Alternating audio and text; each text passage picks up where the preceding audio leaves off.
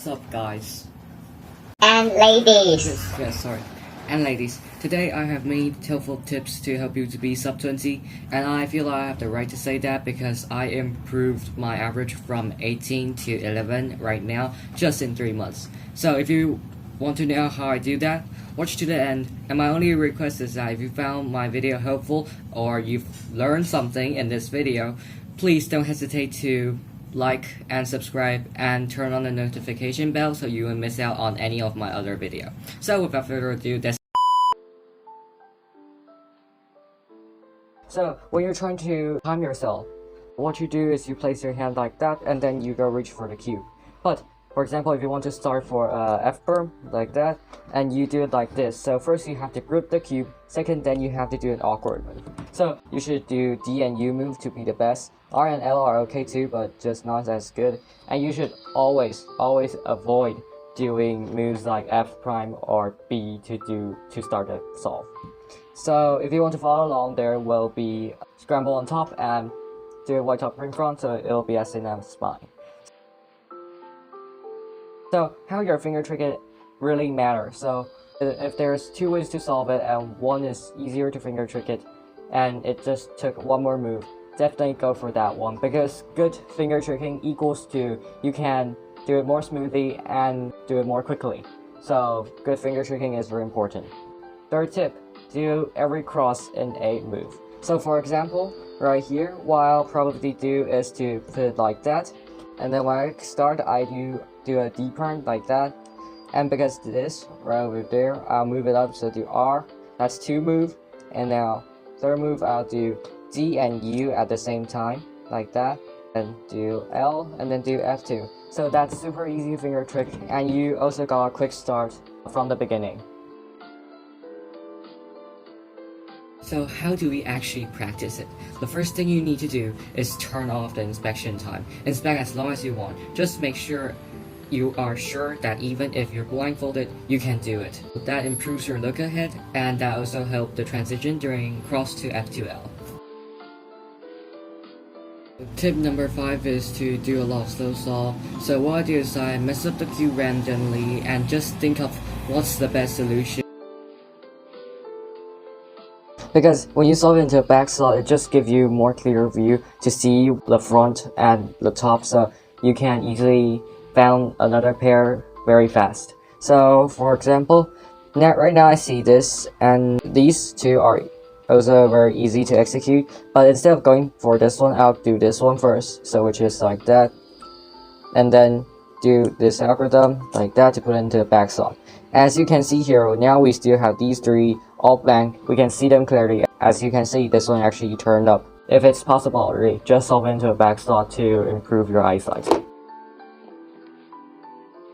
So each rotation takes about 1 second, and you just really just try to use more algorithm and to reduce those rotation.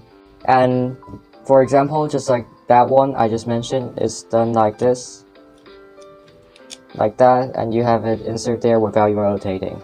So that one is extremely useful and use it myself all the time. And for this case, a lot of people did it wrong, but there are a few ways to do this, and one of the best way, if it's already like this, you simply do an inverse sexy move, which is you R prime like that, and move this one over there. And pay attention to the finger trick, because finger tricks are also super important during solve. For this case, a lot of people do it with like that, but I like to do that because it's just a little bit more grip and my index just aren't that fast. So what I do for this case is I do this. So you should simply do a U and do a sledgehammer and insert it, just like that. Super simple. When you're doing a lot of untimed solve, you will figure out ways to do some cases faster, and that's what you're looking for, to be more move efficient, and also that improves your look ahead. So this is extremely useful if you're like me, you didn't memorize all those LOL yet. So what this does, for example, if you look at this case, if you do it the usual way to insert, which is doing an inverse sexy move, then you only get a bar, which is not what we want. We want a cross. So how do we do that? So for example, this case, you can actually just do a sledgehammer, and that will bring up the cross. So do it like that. So there you have the cross. So this cube, the 2 back slots are already solved, and now we can try to use the edge control to make cross come up when we solved our whole F2L. So for example, I see those 2 are yellow, which is pretty good. And this case, for now I wouldn't do that because then it doesn't help for our edge control. But for example, if you do that, so now we already got 3, and we just need to insert this one, bam, and then you see that's how you use edge control. Normal 3x3, I just do it for the last pair. So if you want to know more about this, please leave a comment below. Go. I don't even know why I make that sound. Anyway, if you want to know anything that is inside this video more and I didn't mention it clear enough, please leave it in a comment below. Some people will, for example, this is a pretty hard case and they'll think that maybe I need to rotate, and then yeah, you do a rotation and then found I don't think I need to rotate at all. So how do you recognize whether you need to rotate? So you look at this color, and if this color is one of either these 2 facing you in the front face or the back face center, that means you don't need to rotate. So in this case, you don't even need to rotate because blue is right there. So for example, just as I mentioned, finger tricking. So what I will do for this case is so somebody really doesn't know the finger trick to pull, because this is actually super useful. And then for not overworking a finger, I will double flick right there, like that. So that's how you recognize it. In this case, I have green right there, and this is red, this is orange. So this, usually you need a rotation, unless you know an algorithm to solve it directly into the back. So I'll do that first. So just a brief intro. If you want to know more, leave in the comments below and let me know.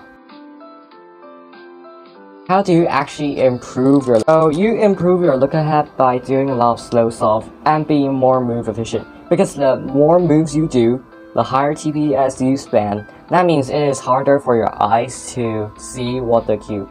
So right now our hands are actually faster than our eyes. So we cannot recognize the pair fast enough, which create a lot of pauses during our solve. So we don't want that. We want our solve to be consistent. And how we do that is simply by doing slow solve. For example, I look at this cube right here, and what I will do is to first move this pair into there, and then drag like that. And then right now I see this pair, and I'll just do. So this is also one of the cases. I'll put the algorithm out there. After that, you simply look for cases that, for example, this one, and now you see that you need to rotate because this is blue and none of them are blue. So you rotate, do that. So this, you also need to rotate. Why? Because orange is right there, and you want it to be front or back. So doing a lot of slow solve really helps me to improve my look ahead. And the bonus tip, turn slower. So that is the ultimate trick of all. If you already know all those tips I mentioned. So the last solve, the bonus tip is to, when you're solving, turn slower. So as you can see on the screen, this solve, I'm not turning my fastest, but I'm very consistent, and I did not do any more moves than it's required.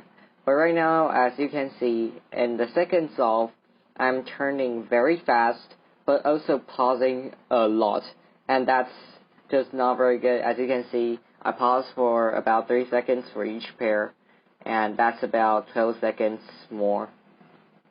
So what you should actually do when you are solving is to turn slower and look at more things, so you can be more consistent and more efficient.